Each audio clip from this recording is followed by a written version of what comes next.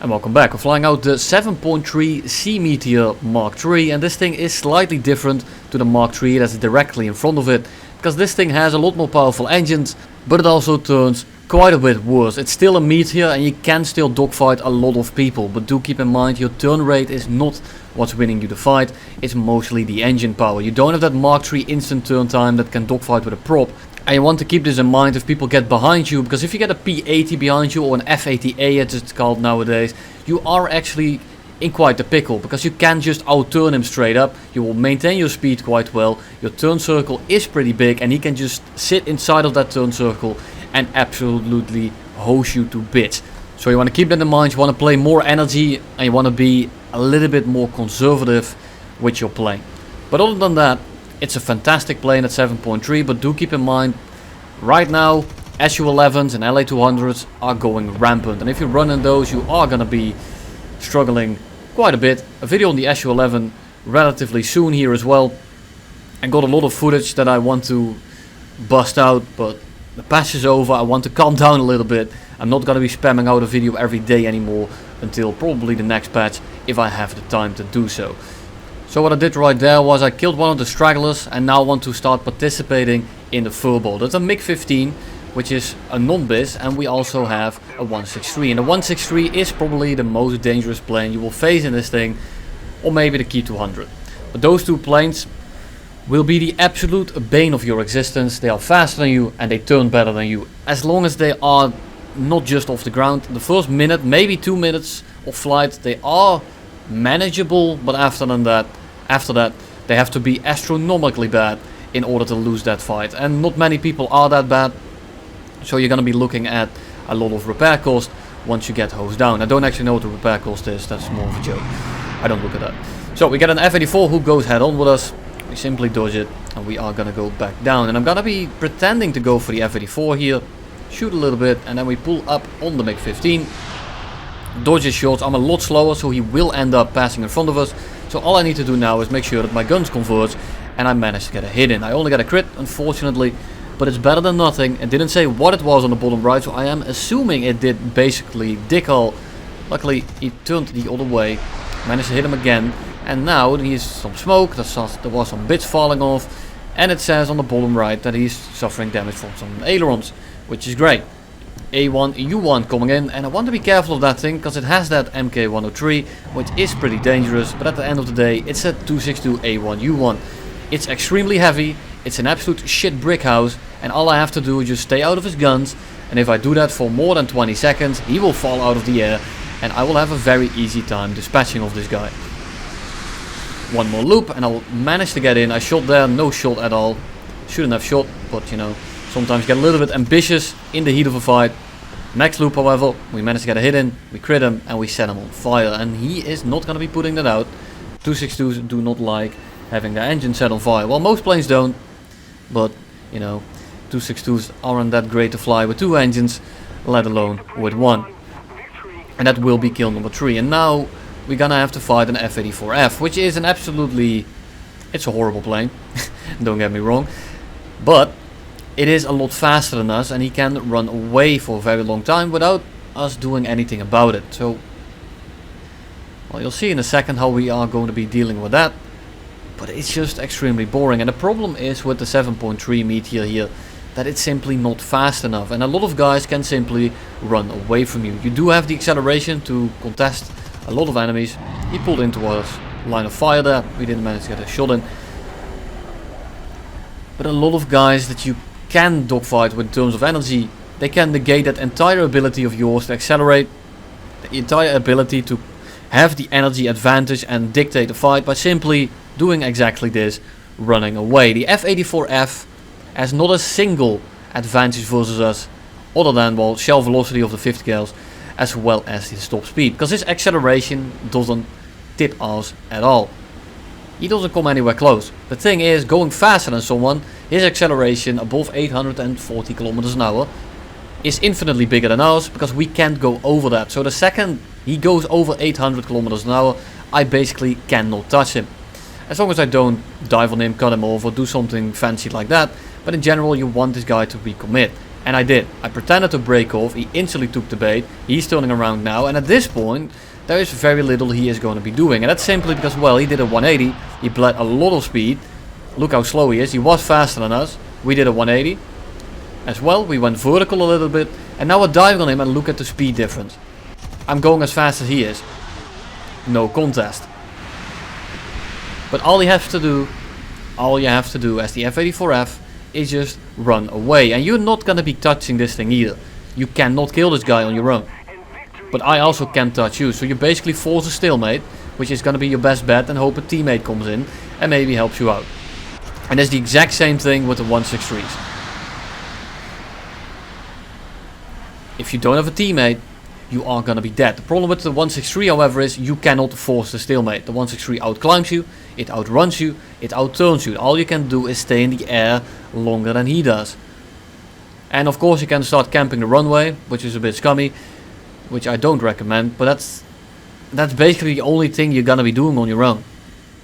And it's very rough, and the 163 is one of those planes that, in my opinion, has no place in the game. It's a fun plane, it's a plane that cannot be balanced, because you either catch it, or you either outrun it and it's useless, or you can't outrun it and it absolutely kicks your shit in. So there is no in between. And right now I see the 163, he just took off, he is climbing right now, and he's in a very vulnerable position, so I'm gonna be pitching up for him. Should I do this? Absolutely not. If this was any other plane, I wouldn't have done this. But it's a 163, and I hope that he wasn't gonna be seeing me. I should have just sprayed him down there. I was way too conservative. I could have probably killed him there. And then I try to pull in here, drop the flaps, pull up, and he's looking to complete that loop. And now we just want to run away. There is no chance I'm ever going to be killing this guy. So the real thing you want to do, if you get a 163 on your 6, is run away, and then you die. Thanks for listening to my TED Talk. But in reality, that's all there is to it. And when you get a 163 on your ass, it is not about what you do. It's not about you outplaying the 163. The 163 just needs to absolutely bin it. They need to completely blow the fight. And it doesn't matter what you do. It doesn't matter if you fly perfectly. Because if he makes 20 mistakes, there is a very big chance he is still gonna be killing you.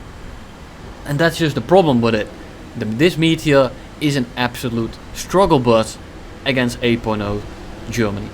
Because you can't force a stalemate, you can't run away, and Razor there shoves another RBO5 in another bomber, which is always fun to watch.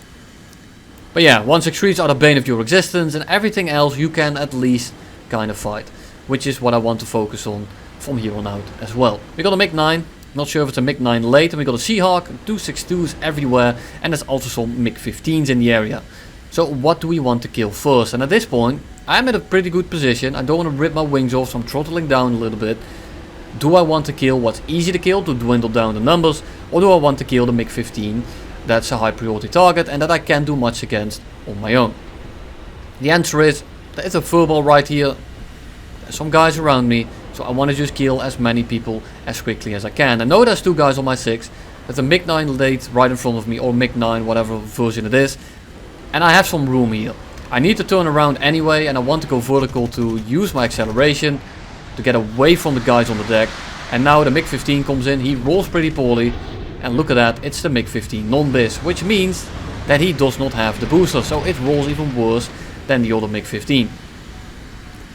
Mk.9 might be on fire, but he's not completely out of the fight yet, and you want to be aware of that. You don't want to run into a guy that's already dead. It's a complete waste, and you don't want it to happen. And right now what I'm doing is I'm basically just forcing the Mk.15 long as I'm just turning inside of the 262, because I want to make this a 1v1. If I of course get a shot on the Mk.15 in the meantime, that's completely fine. But I can dogfight the Mk.15 and I can run circles around the 262. So what I want to do here is basically keep the 262 busy, make it so that he's gonna stall out eventually, but we get interrupted, we need to break off, we go head on with another Mk.15, he eats 20 mils to the cockpit, his pilot goes straight to vacation. Now we have a Mk.15 on our 6, and this guy has requested me to upload this video, and you're in luck, because I would have anyway. Mk.15 breaks off, not a bad call. Auto White was about to go down, and it would be 1v3 versus me, and then he could 1v1 the Swift, making his chance of winning pretty high. I will be engaging the 3 guys over here, 262s and a Seahawk, so as long as I don't make any major mistakes, I have this in the bag. There is very little they are gonna be doing, because even if they keep the speed up, even if they spread out, I have a much superior plane. The Swift is in the dogfight right on my left there, and he's getting interrupted by one of the 262s as well. So I want to make one pass here, bleed these guys off as much speed as I possibly can. Seahawk is rolling out, 262 is rolling out, we push them all to the deck, and now we are gonna be flying towards the Mk.3. Because the Mk.3 is a higher priority target, and these 3 guys will not pose any kind of threat, even when they're all next to each other when I'm flying this thing. The Seahawk might be able to outrun me, but that's about all they're gonna be doing. Same with the 262, but the 262 just doesn't have the acceleration to really contest me here. Mk.3 coming head on, and we have a lot of energy. Not against this guy, but we have a lot of energy versus the entire enemy team. So I can 1v1 the Mk.3 here, and basically just sit out of range for the rest of them. Which is what I'm doing right here. I'm gonna be climbing away for a little bit. And that's not to get position on the Mk.3. It's to get away from the rest of them. And if I get enough separation, I can just safely 1v1 the Mk.3. And if the 262 thinks he's gonna be pitching up for me, he is awfully mistaken, and he will probably die. Mk.3 coming head on. We shoot some shots at him. We don't manage to hit him. And we are gonna be pulling vertical for a little bit to shed some speed, turn that speed into altitude, and secure ourselves a little bit of position.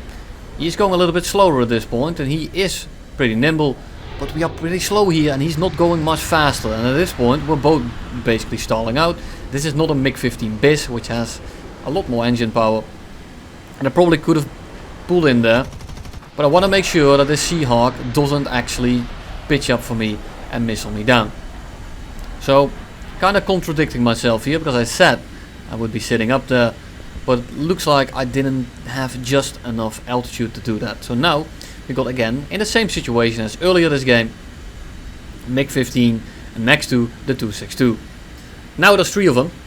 Seahawk is pretty slow, so I'm just running away for now, making him bored. There's already 2 guys on me, so it's very likely that he will think, there's already 2 on him. They're probably gonna kill him before I get there, because he's outrunning me anyway. So I shall now go and ground pound, which is what lost them the game, because I can now 2v1 a Mk.3 as well as a 262 A1 U1, which are not going to be doing much. The Mk.3 is pretty dangerous here, and I just want to make sure that I roll out of his guns, and he doesn't have the boosters, he doesn't roll that well. So I just have to make this guy overshoot. Once he gets close, the 262 gets closer, I'm going to be pulling in the 262, and I'm going to be ignoring the Mk.3 for just a little bit here. Camera passes out, no big problem, just keep your awareness up, and we are going to start level 27 looping. And I'm just holding the S key until something happens. Very boring playstyle, but in this situation is the perfect thing to do. Just don't manage to get enough lead in, but you'll see that the next loop we do, that 262 is absolutely boned. He notices this as well, and he is gonna be flying straight. I'm absolutely peppering this guy. I get 1 spark in, get another crit. No damage indicator on the bottom right, which basically indicates that I did absolutely dick as the previous time, and now we get a hit and we get some surface damage from the wing, which is going to make him bleed a lot of speed, and it's going to make him turn a little bit worse. Pull up over his nose, make sure he has to roll, and as long as he has to roll, he can't really pull up. The Mk.3 has a very strong pull, but if it's rolling as well, it's not that great. Now we are going to be stalling out. His loop is a little bit wider than ours. He notices this and he dives out, which is again the correct thing to do. But you don't want to get this slow with a Mk.3 or with a Meteor to begin with. This thing has a lot of wing area, and it does turn exceptionally well even at those low speeds. It's not quite a Mk.3 as I said before, but at this point you don't have the separation, you don't have the acceleration, and you just don't have the turn rate to get me off you again. You committed to the fight a little bit too long. Other than that, you did not much wrong. Mk.3 in this fight, you have to fly a little bit more passively. You fly it like you would fight a Saber. Mk.3 in the Saber. You don't want to get really slow with him. You want to keep him kind of fast so you can get position, and then you can get on the 6. You might want to air brake, you might want to do something, but you do not want to overshoot, and you do not want to force a stall fight. Mk.3 bis, you can probably get away with it. With this thing, you will not. Seahawk on R6, and we're gonna pull it into a little bit of a spiral, and look at his nose. It's just ever so slightly below us, which is probably the most beautiful thing you can do. Pull someone into a corkscrew with just that little bit of extra speed and turn rate. And it looks like they're gonna get a shot, but they're not. And there he goes. Seahawk down, game 1, GG. See you in the next one.